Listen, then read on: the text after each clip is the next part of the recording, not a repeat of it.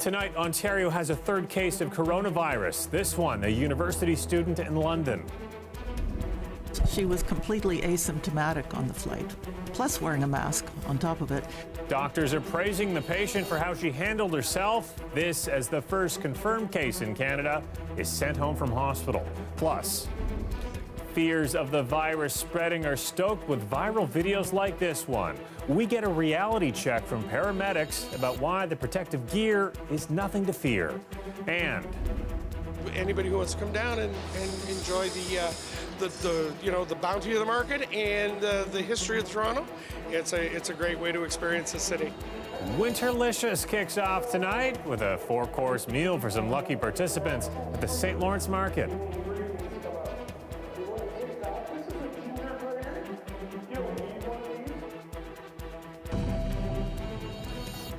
Well, we have some breaking news this evening. Good evening, I'm Mike Wise. This is a live shot downtown Toronto, the City Place neighborhood right now, where police say 4 people have been shot at an apartment building. This is in City Place near Fort York and Queen's Wharf. The victims have varying injuries, but at least one of them is in life-threatening conditions. As you see at the scene, ambulances are at the scene with police working to figure out what's happening here. And the call came in just before 10:30 for reports of gunfire. Now, we've confirmed this here. As you said, we have a camera at this point. We will bring you any updates to this story as we get them. Now moving on to other stories tonight, Ontario has its third confirmed case of coronavirus tonight. This one, a university student in London. She initially tested negative for the virus, but has now been declared a positive case. Our Angelina King tells us why this case is different from the others we've seen. So this case is different than the other 2 in Ontario. For one, this patient was experiencing no symptoms on her trip back to Ontario from Wuhan. She's also younger, in her 20s, and has a less severe case. So this patient returned to Ontario on January 23rd. The following day is when she started experiencing symptoms. So she went to the hospital. She wasn't sick enough to be admitted, so she was swabbed and sent back home for monitoring. Now, her first test result came back negative, but then a second, more fulsome test confirmed that she had a mild case of coronavirus. Now, health officials say that first test was done properly. Here's Dr. Vanessa Allen explaining how that negative test result became a positive one. We are currently at Public Health Ontario using 2 tests, and the National Microbiology Lab applied several days later 5 tests to this sample, which we are currently in the process of implementing. And so really it's about moving that field forward together. They actually look at slightly different parts of the virus and making sure that it's there, and it wasn't positive on all of their tests. Health officials say they've went and rechecked all of the negative test results in Ontario and say that they remain negative. Now, this patient is a student at Western University. She hasn't been to school since. Doctors say that she has gone above and beyond in helping keep other people safe. She wore a mask on her flight. As soon as she got back to her home in London, she isolated herself in her house. She only left twice, both times to go to the hospital, and both times she was wearing a mask. So unlike the first confirmed case in Ontario, health officials will not be releasing her flight information or contacting anybody else on her flight, and here's why.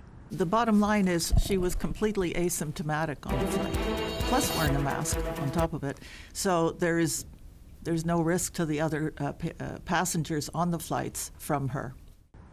The patient's parents in Wuhan were a little bit sick during her visit, but doctors say that their symptoms were so mild they didn't even end up getting tested for coronavirus. The patient has made a full recovery in London, Ontario. That's where she remains in isolation in her home. And a reminder from the province's top medical health professionals, the risk for getting coronavirus here remains very low. Mike? Well, just hours before we learned about that new case, Sunnybrook Hospital discharged the man who was Canada's first confirmed case of coronavirus. His status continued to improve over the week, and he reached the point of no longer requiring hospitalization. He will remain in isolation in his home until such time that public health is confident that there is no risk of transmission. The man was in his 50s. He was admitted to Sunnybrook Hospital last week. He was diagnosed with the virus after traveling to Wuhan, China, along with his wife. Now, she also has coronavirus, but did not require hospitalization. Officials saying today she is also doing well.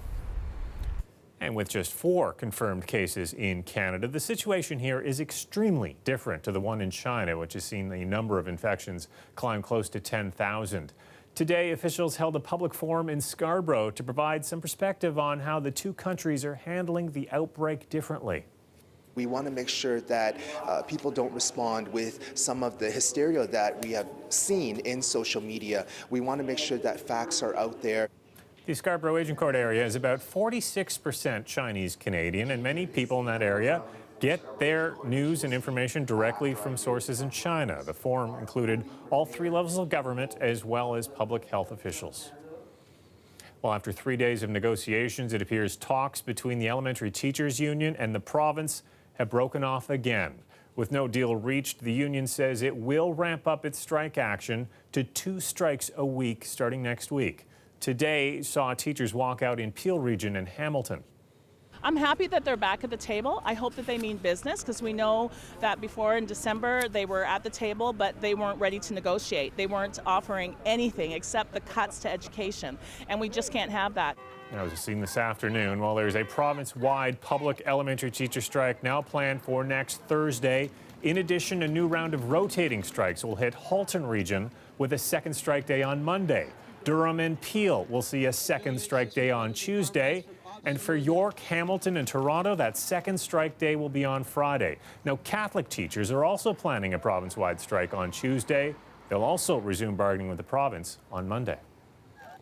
Well, emotions were running high in court today as Rachel Ritchie testified, but the last time she saw her sister alive.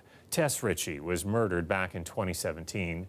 Kaylin Slater has pleaded not guilty to first-degree murder charge in her death. Adam Carter has more from the courthouse. Rachel Ritchie couldn't hold back tears in court today. She described the heartbreaking moment when her mom called her to tell her she'd found Tess's body. She testified she was screaming. She told me that she found her, and I said, "Is she alive?" And she said no. Ritchie broke down in the witness box, crying with her head in her hands. Crown attorneys allege that Slater strangled Ritchie after they met outside the Church Street nightclub Cruise and Tangos. Ritchie's body was found at the bottom of an outdoor stairwell nearby. The Crown says Slater's DNA was found on Ritchie's clothing. Rachel Ritchie told the jury about the panic that set in when she realized Tess was missing. Her messages went unanswered. Phone calls went straight to voicemail. She trembled in the witness box as she talked about her little sister. She said, "She was my sister, my best friend. She was my soulmate."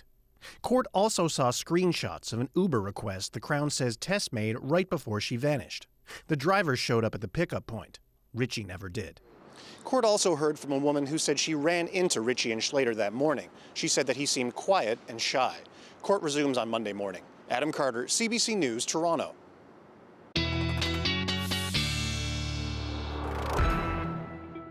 Colette Kennedy's here with a first look at the forecast. And Colette, now that the month is wrapped up, we can officially say this was not your average January.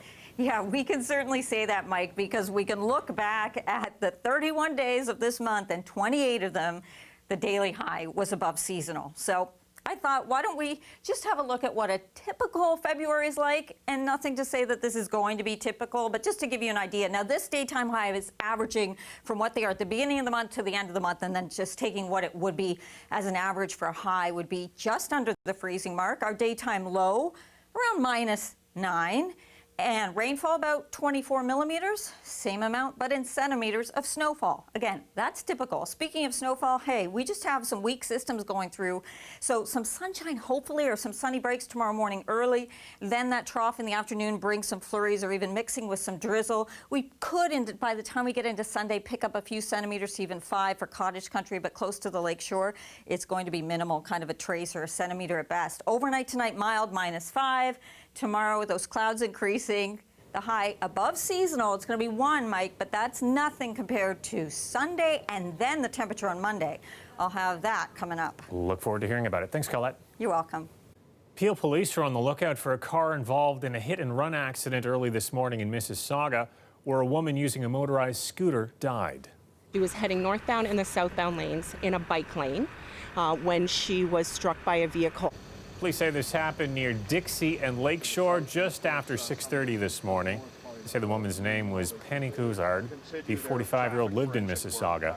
Investigators are looking for a 2014 black Honda Civic with Ontario plates numbers CKCX 123. It may have damage to the front passenger side. Police are asking anyone with dash cam video from the area or any information to give them a call.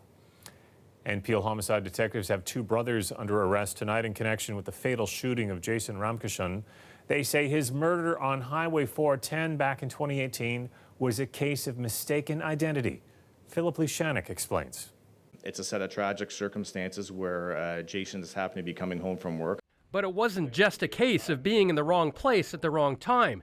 Jason Ramkishan just happened to be driving the wrong type and color of car. In November 2018, the 23-year-old security guard and aspiring police officer was on his way home to Brampton when another car came up next to his and a gunman opened fire.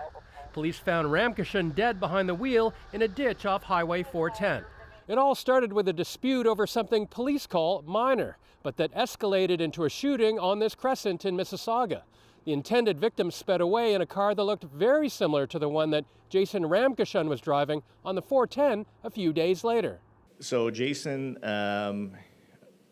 was murdered purely because he was driving the same vehicle as the intended target. A week later, police believe the shooters finally caught up with that intended target. A 26-year-old Brampton man was shot once while he drove on the 410, but survived. Adrian Williams is charged with first-degree murder, and his brother Hakeem Williams faces attempted murder. Police say the two were gang members involved in guns and drugs. As a result of this investigation, police arrested more than a dozen other people and seized an arsenal of weapons. This seizure of firearms is as a result of this one particular homicide investigation. I just ask you to consider what the broader scope of firearms prevalence looks like in our community. All the weapons involved were traced back to the United States and are now off the streets, as are 15 suspected gang members. Small comfort for the family of Jason Ramkishan, who just wanted to make his community safer. Philip Lishanik, CBC News, Mississauga. Paramedics caution there's a lot of misinformation spreading about what they do after this video showing full protective gear showed up online, helping to stoke fears of the coronavirus. We'll get a reality check after the break.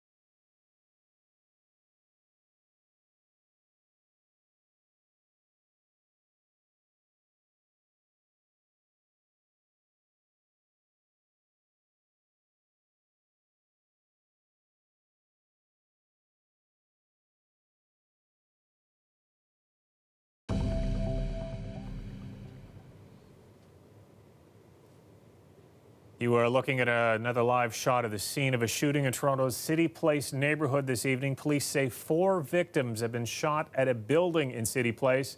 near Fort York and Queens Wharf. This is just northwest of Canoe Park. At least one person is in life-threatening condition after police say neighbors heard gunfire just before 10:20 this evening. As you can see, a heavy police presence, ambulances there. This could be police could be seen at an apartment building in the area. It's unclear if the shots were fired inside or outside the building. Police are advising residents to stay inside for now.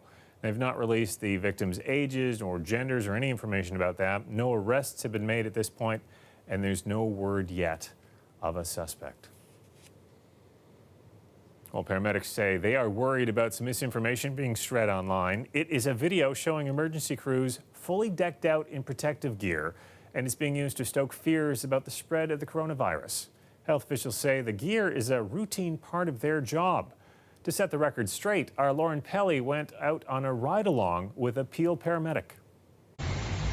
On Wednesday, Peel Region paramedics helped someone off a plane at Pearson. This video posted on social media sparked speculation the patient had coronavirus. Some of the fears were sparked by the paramedics' protective gear. So you're going to see that on the paramedics on a regular basis.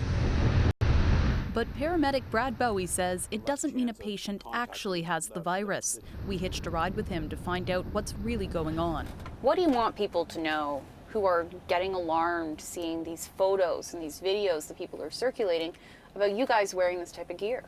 Well, we're going to wear that gear for any respiratory disease, any febrile respiratory disease. Someone who's got a bit of a temperature, a cough, we're going to wear that anyways. And there is a lot of gear to wear, including multiple types of face masks. So these are both 3M masks that are N95, so they'll block 95% of the particulates. But they don't work for everyone. Depending on how the paramedic is mask fitted, how they're fitted, they may need to go to a different level.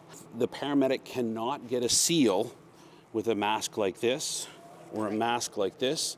It may be a reaction, it may be facial hair, it may be the shape of the paramedic's face. The big thing the public needs to know is if they see a paramedic in this or this, it's not something to be worried about. It is for that paramedic's protection, and it's not necessarily the severity of the call that they're on. When there's big concern about airborne droplets or bodily fluids, paramedics cover themselves from head to toe.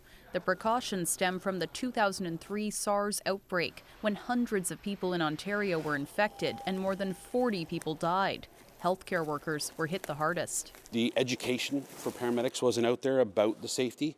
We didn't think about wearing masks. We didn't think about wearing gloves back then. So this has been a progression in the paramedic world that's been incredible. Now, for frontline workers, it's better to be safe than sick.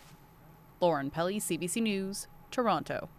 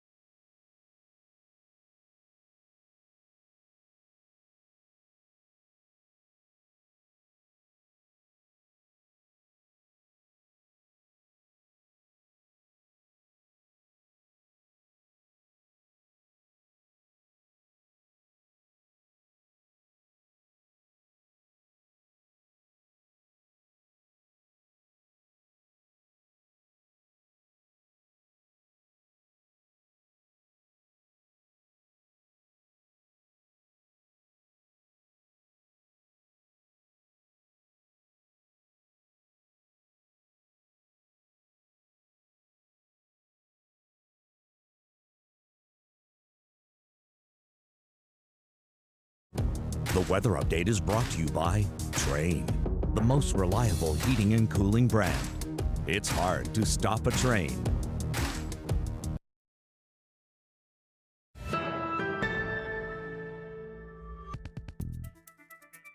It is Super Bowl weekend, but despite the fact the game between San Francisco and Kansas City will be played more than 2,000 kilometers away from Toronto, many businesses here will still be cashing in. Our Greg Ross talked to some of the biggest beneficiaries for Sunday's big game. It's a day that many sports fans plan weeks in advance. Already have quite a bit of reservations for the day. Carlos Granados is the general manager of the Brazen Head in Liberty Village. He says people show up hours before kickoff just to get a good spot to watch, and they stay there until the game is over. It'll be completely packed. Why do you think people want to be in the bar atmosphere to watch the big game like that? I think if you're cheering for your team, you want to be around people that are cheering for your same team, right? So it's more of being in the scene. And it's pretty clear what football fans like to drink while watching the game. A lot of beer. The sales are tremendous that day. For those hosting their own Super Bowl parties at home, there are plenty of options in the city when it comes to food. It's one of our busiest days of the year, particularly in the latter part of the day, around 5 o'clock. Vice President of Marketing for Pizza, Adrian Fuoco, says local stores are already preparing for the Super Bowl rush. And he says people want a lot more than just pizza for the big game. Super Bowl Sunday happens to be our biggest day for wings of the year, every year. So during that peak, we're going to sell about 500 wings per minute, about 8 wings per second. And if you're going to have friends over to watch the game, you might as well do it in style. In terms of Super Bowl, the larger the better. The bigger the game, the bigger the screen. Bay Blue Radio has LED TVs as big as 85 inches, but you can go as big as 165 if you have a projector. If you're having a big Super Bowl party, even the people in the back of the room are going to have a perfect view. Yeah, 6 blocks away you can see the thing. Last year's Super Bowl drew an average TV audience of 4.33 million viewers in Canada. Greg Ross, CBC News, Toronto.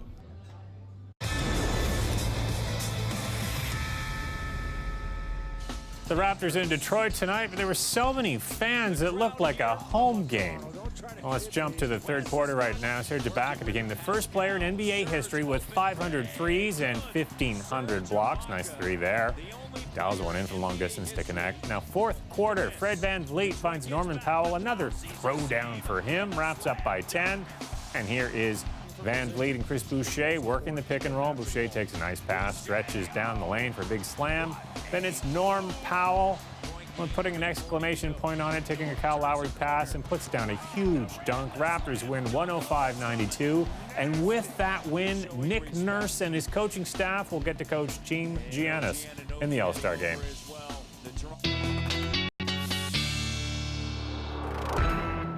Colette Kennedy's back with her extended forecast. And Colette, whether Wyerton Willie sees his shadow or not, I think he's going to want to stick around for Monday's weather.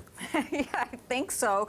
Instead of, getting afraid of the shadow going back in that hole, just get out a lounger and enjoy it. We're going to find the temperature spiking on Monday. And we might, and this is unusual, actually get some decent sky conditions for part of the day to go with the mild temperatures. Okay, too bad it couldn't happen over the weekend, but let me walk you through everything going on. And first of all, just a look at our daytime highs, the unofficial highs from today. Nation's capital, by the way, Winterlude, kicking off this weekend, -6, so that was a little more winter-like, but elsewhere we're talking about some pretty mild readings right around the freezing mark. That first week trough going through with some of the scattered flurries from earlier this evening and some isolated ones as we headed to the overnight. We might get some peaks at sun tomorrow early in the day. Enjoy it if you do, because into the afternoon we'll see some cloud cover, and then overnight tomorrow or into the evening we get into some scattered flurries, a little bit of a light mix, and that carries on into Sunday. Then that next kind of batch of moisture moves through. It's actually out ahead of this warm front. So as that goes through on Sunday, maybe 2 to 5 centimeters of snow, wet stuff for cottage country. A trace to a centimeter or so close to the lakeshore, probably nothing because it'll be such wet flurries or mixing with showery kind of drizzle, so we'll hardly see anything. That goes through late Sunday. If we can get some clearing, we're going to have those winds picking up. It gets breezy on Sunday, but that southwesterly flow pushing the temperatures up, so any clearing would be welcome before the cold front comes through, and that pocket in between is what happens on Monday. and that's when those temperatures will be so mild. Then Monday into Tuesday, the cold front goes through, and it's going to start to bring the temperatures down as we go into next week. But tonight, just to recap, -5. Tomorrow, 1 degree with some scattered flurries, especially later in the day. Sunday, 3 with that mix, light in nature. There you go, Monday, 6 degrees. Now, the record's beyond that, a few degrees, but still, we've got that chance.